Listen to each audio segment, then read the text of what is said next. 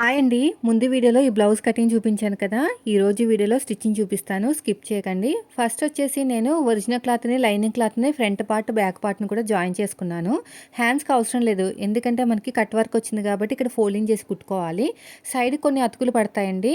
వీళ్ళకి చెస్ట్ తక్కువ ఉన్న ఆర్మ్ లూజ్ ఎక్కువ ఉందనమాట. అందుకని చెప్పేసి మీరు స్ట్రెయిట్‌గా ఇలాగా కొంచెం జాయింట్ పడుతుంది ఒక 2 ఇంచుల వరకు. నేనైతే కొంచెం ఎక్కువ క్లాతే జాయిన్ చేసుకున్నాను. అవసరమైతే కట్ చేసుకోవచ్చు అని చెప్పేసి జాయింట్ వేసిన ప్రతిసారి టాప్ స్టిచ్ వేయాలి. అప్పుడే మనకి ఊడిపోకుండా పీలుకుపోకుండా ఉంటుంది.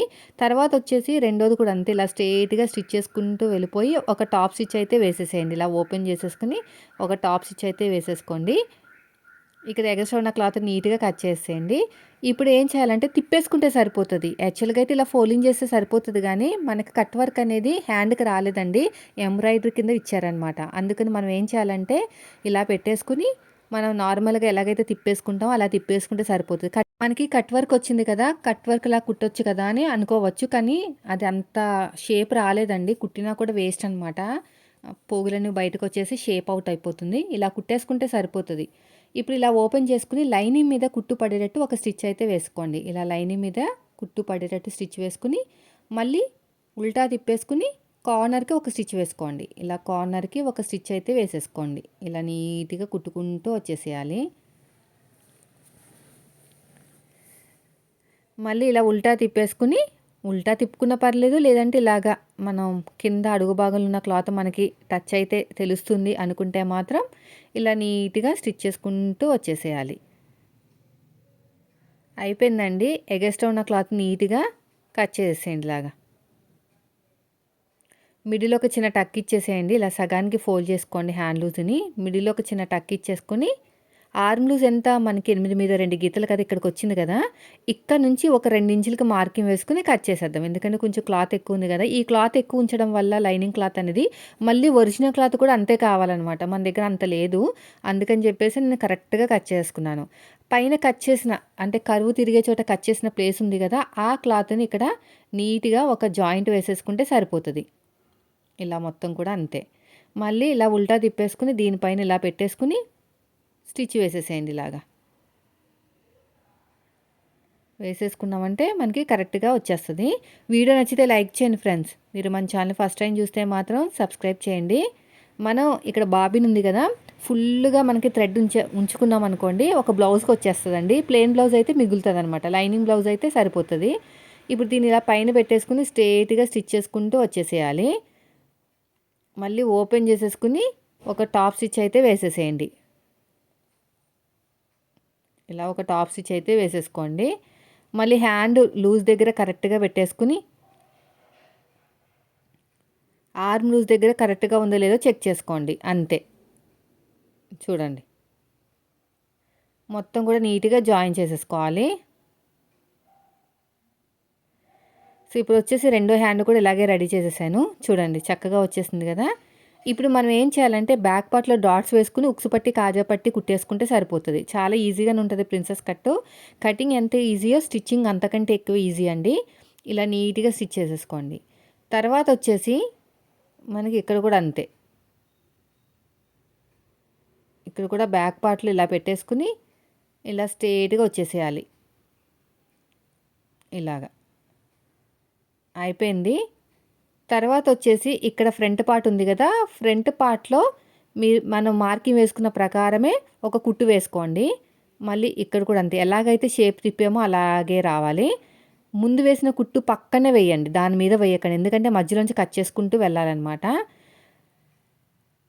చూడండి. ఇది మిడిల్ పాయింటు.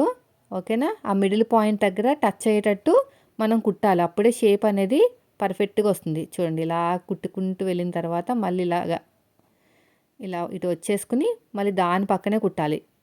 మనకి డాట్‌కి ఎంతైతే క్లాత్ ఫోల్డ్ చేస్తామో అంత విడ్త్ తోటి కుట్టుకుంటూ వెళ్ళాలి. అంతే. ఇప్పుడు వచ్చేసి ఎలాగైతే మార్కింగ్ వేసుకున్నామో సేమ్ అదే విధంగా కటింగ్ చేసేసుకోండి ఇలాగా. ఇక్కడ కూడా అంతే ఇలా నీట్‌గా కటింగ్ చేసుకుంటూ వచ్చేసేయాలి. ఇప్పుడు ఇవి 2 కూడా ఇలాగ మిడిల్‌లో టచ్ అవ్వాలన్నమాట. పాయింట్ టు పాయింట్ టచ్ అయ్యి ఇటువైపుకు ముందు కుట్టుకుని తర్వాత అటు కుట్టుకున్నా పర్లేదు, లేదంటే పైనుంచి కింద వరకు కుట్టేసుకున్నా పర్లేదు, కానీ డాట్ దగ్గర కరెక్ట్గా మ్యాచ్ అవ్వాలి చెస్ట్ పాయింట్ దగ్గర. అదేవిధంగా కొంచెం ఇక్కడ అడ్జస్ట్మెంట్ కూడా చేసుకోవాలండి. ఎక్కువ తక్కువ వస్తుందని చాలామంది అంటారు కదా, సాగదీయటం వల్ల ఎక్కువ తక్కువ వస్తుంది. సో ఇక్కడ చూడండి కొంచెం లూజ్గా కుట్టుకుంటూ వెళ్ళాలన్నమాట, అప్పుడు కరెక్ట్గా వచ్చేస్తుంది. చూడండి నేను లూజ్గా కుట్టుకుంటూ వెళ్తున్నాను, సాగదీయట్లేదు. కరెక్ట్గా పైన కిందకి ఈక్వల్గా వచ్చేయాలన్నమాట, ఎక్కువ తక్కువ వచ్చి కట్ చేయకూడదు. అయిపోయిందండి. మళ్ళీ ఫస్ట్ నుంచి లాస్ట్ వరకు ఇంకొక స్టిచ్ అయితే వేసేసేయండి ఇలాగా. చెస్ట్ పాయింట్ కరెక్ట్గా ఉండాలన్నమాట, అప్పుడే మనకి ఆ ఫిట్టింగ్ వస్తుంది. ఇదిగోండి చూసారు ఎంత చక్కగా వచ్చేసిందో షేప్ అనేది కరెక్ట్గా. కొంచెం అక్కడ ఉబ్బెత్తుగా వస్తుంది కదా చెస్ట్ అనమాట, అక్కడ లూజ్ చూసారా, ఇంత కప్పులాగా వచ్చింది చూసారా, అలా వస్తుంది. నేను చెప్పినట్టు మీరు కట్ చేసి కుడితే కప్ పెట్టినట్టే ఉంటుంది అనమాట. ఇక నీట్గా కట్ చేసేయండి. ఇక్కడ కూడా అంతే, చెస్ట్ పాయింట్కి టచ్ అవ్వాలంతే. మీరు పైనుంచి కుట్టుకున్నా, కింద నుంచి కుట్టినా, లేదంటే మిడిల్ నుంచి కుట్టుకున్నా, ఎటు కుట్టుకున్నా కూడా చెస్ట్ పాయింట్కి కరెక్ట్గా టచ్ అయితే అక్కడ కప్పులాగా వస్తుంది. ఇలాగ నేను కొంచెం సర్దుకుంటున్నాను అనమాట. ఇలా ఇక్కడికి వచ్చింది ఈక్వల్గా. ఓకేనా, ఇలా పెట్టేసుకుని పాదం నుంచి డిఫరెన్స్ ఉండాలండి. ఇలా నీట్గా మిడిల్ పాయింట్ ఎక్కడొచ్చిందో ఒకసారి మార్కింగ్ వేసి చూపిస్తాను మీకు. ఇది మిడిల్ పాయింట్, ఇక్కడ దాకా ఇలాగా కరెక్ట్గా వచ్చేసి సూదిని కిందకి దింపి పాదాన్ని పైకి లేపి ఇలాగ నీట్గా కుట్టుకుంటూ రావాలి.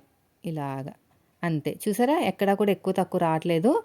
మళ్ళీ ఫస్ట్ నుంచి లాస్ట్ వరకు సాగదీస్తే వస్తుంది, మిడిల్ పాయింట్ని పట్టుకుని ఇటు అటు కుట్టుకున్నా కూడా రాదండి. సో అయిపోయిందండి. ఫైనల్గా అయితే మనకి ప్రిన్సెస్ కట్ ఎంత ఈజీగా అయిపోయింది చూసారా. ఇంకొన్ని కప్పులాగా మధ్యలో లూజ్ వస్తుంది అనమాట. మిడిల్లో డాట్ వేసుకున్నా పర్లేదు, వేసుకోకపోయినా పర్లేదు, అది పూర్తిగా మన చాయిస్ అండి. తర్వాత వచ్చేసి ఇక్కడ చూడండి బ్యాక్ పార్ట్లో నాకు ఉక్సు పట్టి కాజా పట్టి అని చెప్పాను కదా, కొంచెం వెడల్పు ఎక్కువ పెట్టుకోవాలి, 3.5 ఇంచులు పెట్టుకోవాలి. నేను ప్రతిసారి చెప్తాను కదా 3 ఇంచులని, 3 ఇంచులు పెట్టుకుంటే నార్మల్ బ్లౌజ్కి అయితే బాగానే సెట్ అవుతుంది, కానీ బ్యాక్ ఓపెన్ కదా, ఓపెన్ అయిపోతుంది అనమాట ఉక్సులు కాజాల దగ్గర. కొంచెం ఎక్కువ పెట్టుకోవాలి, 3.5 ఇంచులు వెడల్పుతోటి ఒరిజినల్ క్లాత్ లైనింగ్ క్లాత్ 2 పెట్టుకోండి. నాకు క్లాత్ తక్కువైంది, అంటే వెనకాల నేను హ్యాంగింగ్స్ కూడా పెట్టాలి కాబట్టి క్లాత్ కావాలి, అందుకని కొంచెం జాయింట్లు వేసుకుని అడ్జస్ట్మెంట్ అయితే చేసుకుంటున్నాను. ఇలా నీట్గా కట్ చేసేయండి. ఇలా ఒక టాప్ స్టిచ్ అయితే వేసేసేయండి. ఇలాగా వేసుకుని ఇది మొత్తం కూడా ఒరిజినల్ క్లాత్ని లైనింగ్ క్లాత్ని కలుపుకుంటూ కుట్టుకున్నా పర్లేదు, లేదంటే డైరెక్ట్గా మీరు నెక్ దగ్గర అదే మనకి ఉక్స్ పెట్టి దగ్గర పెట్టేసినా కూడా ప్రాబ్లం లేదు. సో నేనైతే కొంచెం ఫినిషింగ్ నీట్గా వచ్చేలాగా అయితే కుడుతున్నాను, జారిపోతుంది అనమాట క్లాత్ అనేది. అయిపోయిందండి. అడుగు భాగంలో పెట్టేసుకుని ఇలా ఓపెన్ చేసుకుని నీట్గా కుట్టుకుంటూ వచ్చేసేయండి. ఇలా ఓపెన్ చేసుకుని డబుల్ ఫోల్డింగ్ చేసేయండి. ఇలా డబుల్ ఫోల్డింగ్ చేసుకుని స్టిచ్ చేసేయండి. మళ్ళీ ఇటువైపు కూడా తిప్పుకోండి, ఇటు సైడ్ కూడా అంతే. అయిపోయిందండి. ఇప్పుడు ఎగస్ట్రా ఉన్న క్లాత్ నీట్గా కట్ చేసేయండి. దీనిపైన పెట్టేసుకుని ఇలాగా ఒకసారి అయితే చెక్ చేసుకోండి.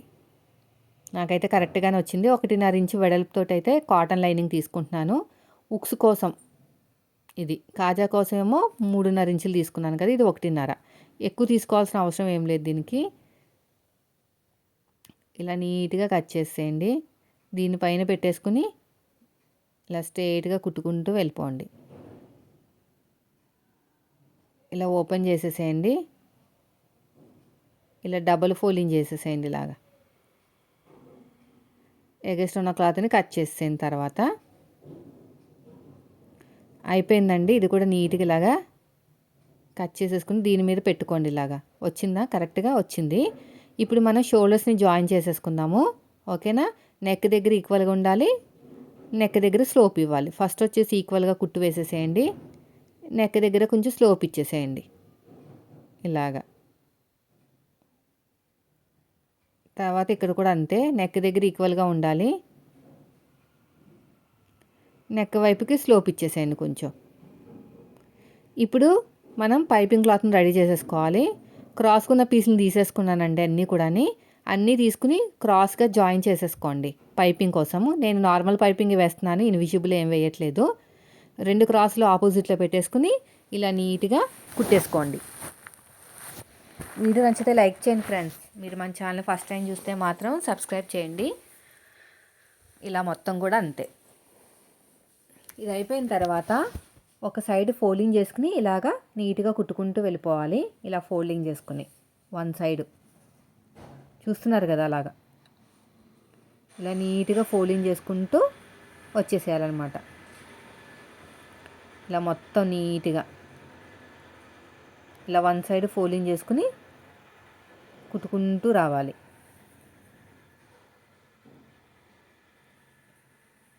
మొత్తం కూడా వన్ సైడ్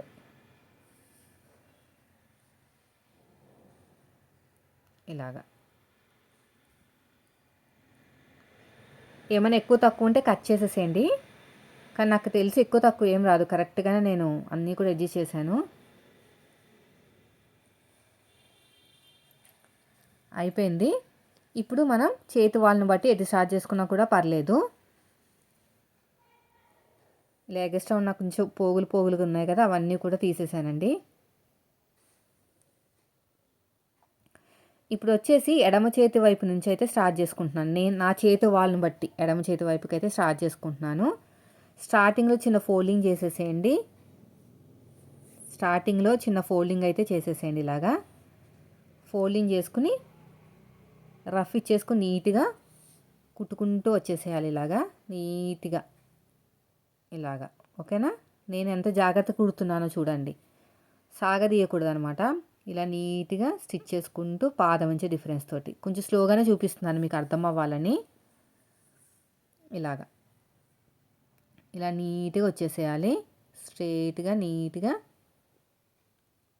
ఇలా మొత్తం కూడా అంతే, ఇలాగా. ఓకేనా?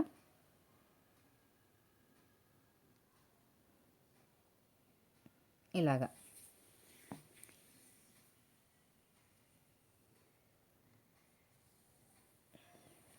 అంతే. రౌండ్ తిరిగే చోట చిన్న చిన్న టక్స్ అయితే ఇచ్చేసేయండి.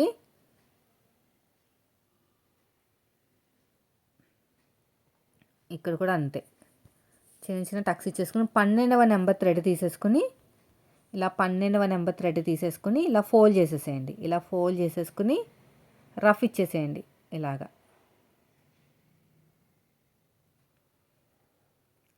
రఫ్ అనేది ఇచ్చేసేయండి.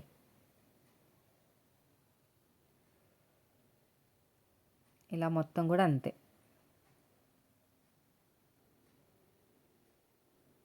ఓకేనా? ఇలా మొత్తం కూడా ఫోల్డింగ్ చేసుకుని స్టిచ్ చేసుకుంటూ వచ్చేసేయాలి.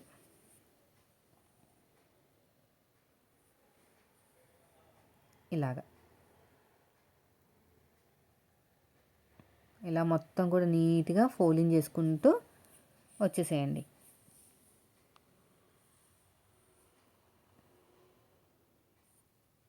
ఇలా ఫోల్డింగ్ చేసుకుంటూ నీట్గా స్టిచ్ చేసుకుంటూ వచ్చేసేయాలి. మొత్తం కూడా అంతే. చాలా బాగా వస్తుంది ఫినిషింగ్. రెండో సైడ్ కావాలనుకుంటే మీరు హెమ్మింగ్ చేసుకోవచ్చు, కుట్టన్న వేసుకోవచ్చు. నేనైతే కుట్టి వేస్తున్నాను.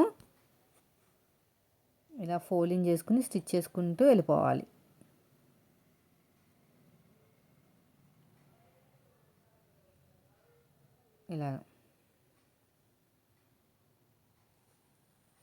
ఇలా లోపలికి ఫోల్డ్ చేసేసేయండి.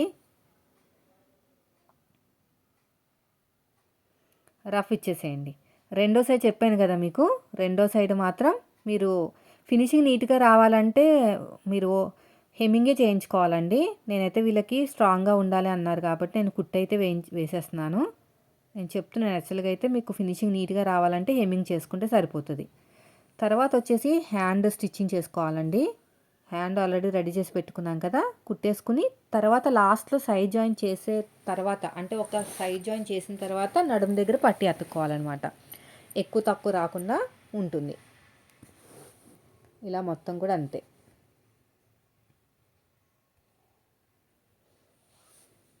ఇలాగా. ఓకేనా? అయిపోయిందండి. చూసారు ఎంత చక్కగా వచ్చేసిందో పైపింగ్ అనేది. ఇప్పుడు హ్యాండ్స్ని జాయిన్ చేసేస్తున్నాను. హ్యాండ్ జాయింట్ కోసం సైడ్కి ఇలా నీట్గా కట్ చేసుకుని, అంటే ఎక్కువ తక్కువ రాకుండా రాదు, ఎందుకంటే స్ట్రైట్ కటింగ్ కదా, క్రాస్ అయితేనే కొంచెం వస్తుంది కానీ స్ట్రైట్ కటింగ్ అయితే ఏమి రాదు. మిడిల్లో ఒక చిన్న టక్ ఇసుకుంటాం కదా, ఆ టక్ ఫ్రంట్కి ఫ్రంట్ బ్యాక్ బ్యాక్ వచ్చేటట్టు చూడండి. ఫ్రంట్కి ఫ్రంట్ బ్యాక్ బ్యాక్ వచ్చేటట్టు చూడాలన్నమాట. ఇలా మొత్తం కూడా అంతే.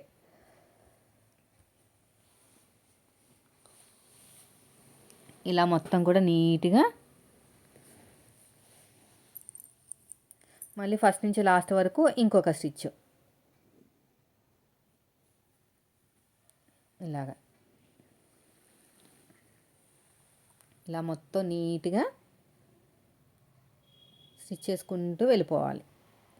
ఇప్పుడు సైడ్ జాయిన్ చేసేద్దాం. చేసే ముందు నేను చెప్తున్నాను కదా, బ్యాక్ పార్ట్ నుంచి మాత్రమే చేయాలి. రెండో హ్యాండ్ కూడా జాయిన్ చేసేసుకుందాంలేండి.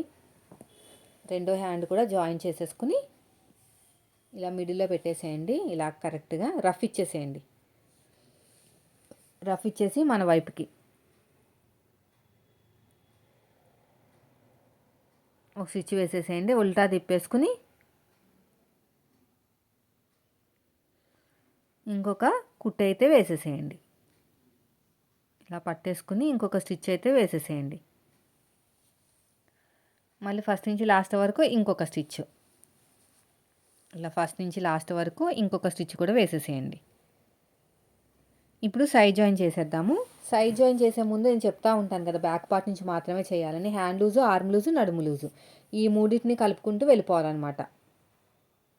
ఇలా rough ఇచ్చేసుకొని hand loose, arm loose, నడుము లూజు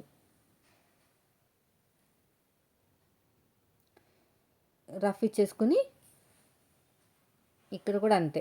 ఆర్మ్ లూజ్ కూడా చెక్ చేసుకుని, ఆర్మ్ లూజ్ ఎక్కువ ఉంది వీళ్ళకి. యాక్చువల్గా ఈ సైజుకి 36 సైజు రావాలి, కానీ మనకి ఎంత వచ్చింది 16.5 అంటే 33 మీద 2 గీతలు అలా వస్తుంది. 36, 37 రావాలన్నమాట ఈ సైజ్ అయితే. అంత డిఫరెన్స్ ఉంది వీళ్ళకి. ఇలా నీట్గా కుట్టుకుంటూ వెళ్ళిపోవాలి. చూడండి, ఓకేనా? ఇలాగా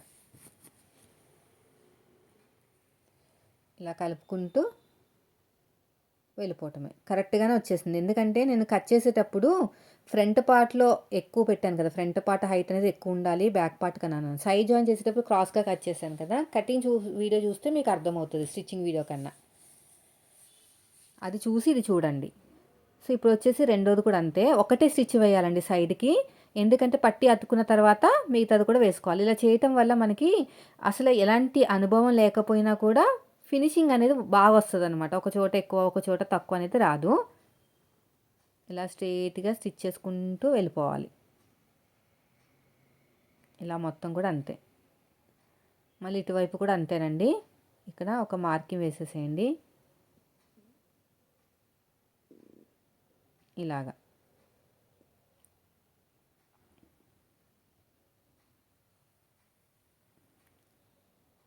ఇలా మొత్తం కూడాని. ఇప్పుడు ఈ సైడ్ కొంచెం ఎక్కువ వచ్చింది అంతే. ఇప్పుడు నడుము పట్టి అతికేద్దాం. కూర ఉన్న క్లాత్ని తీసుకుని నడుము పట్టి అనేది అతికేసుకోవాలి. మీ దగ్గర కూర ఉన్న క్లాత్ లేదన్నా మీరు ఒక సైడ్ ఫోల్డ్ చేసుకుని రెడీ చేసి పెట్టుకున్నా పర్లేదు.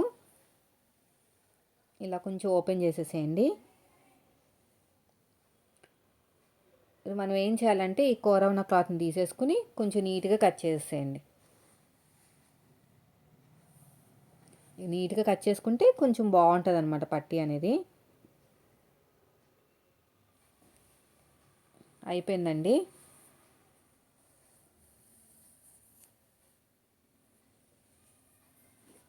ఇలాగా డాట్ వచ్చిన చోట చిన్న ఫ్రిల్ పెట్టేసాను.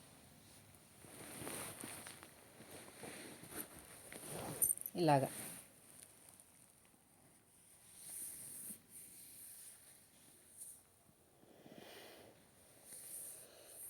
ఇలా ఎగస్ట్రున్న క్లాత్ని నీట్గా ఒక టాప్ స్టిచ్ వేసేయండి.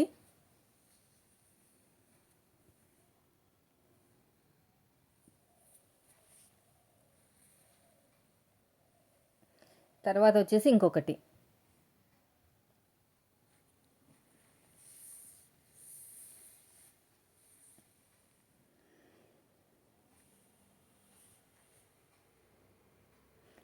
కూడా స్టిచ్ వేసేయండి ఇలాగా.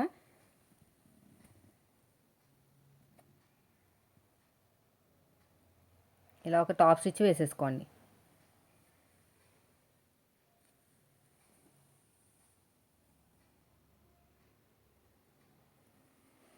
నాకు కొంచెం తక్కువ వచ్చింది, ఒక సైడ్ ఫోల్డింగ్ చేసి కుట్టుకుంటున్నాను.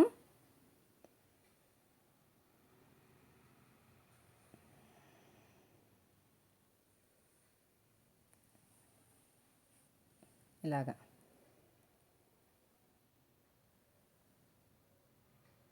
అంతే, డాట్ వచ్చిన చోట ఒక చిన్న ఫ్రిల్ పెట్టేశాను.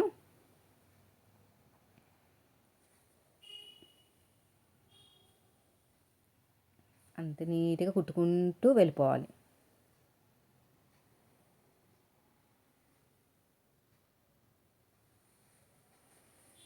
అంతే. ఇప్పుడు సైడ్ జాయిన్ చేసేసుకుంటామే. ఆల్రెడీ మోస్ట్లీ చేసేసుకున్నట్టే, అక్కడ ఓపెన్ చేసిన చోటే కొంచెం క్లోజ్ చేసుకుని మిగతా 2 స్టిచ్చెస్ వేసుకోవాలి. అలా వేసుకుంటే మనకి చాలా బాగా వస్తుందండి. మెయిన్ ప్రిన్సెస్ కట్ ఇంతకంటే ఈజీ అనేది ఇంకా మీరు ఎంత వెతికినా ఎక్కడ వెతికినా కూడా దొరకదు, అంత ఈజీగా ఉంటుంది. సో నేను చెప్పినట్టు మీరు కటింగ్ చేసి చూడండి, ఓకేనా. ఇలా మంచి నీట్గా రఫ్ ఇచ్చేసేయండి. రఫ్ ఇచ్చేసి ఇలా సైడ్ కూడా నీట్గా కుట్టుకుంటూ వెళ్ళిపోండి. అంతేనండి, రెండో సైడ్ కూడా సేమ్ అంతే.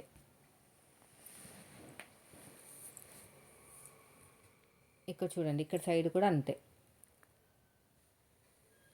ఇలా రఫ్ ఇచ్చేసుకుని మళ్ళీ పక్క నుంచి ఇంకో స్టిచ్ వేసుకోండి.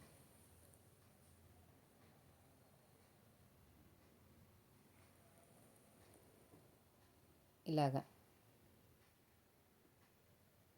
తర్వాత వచ్చేసి సైడ్కి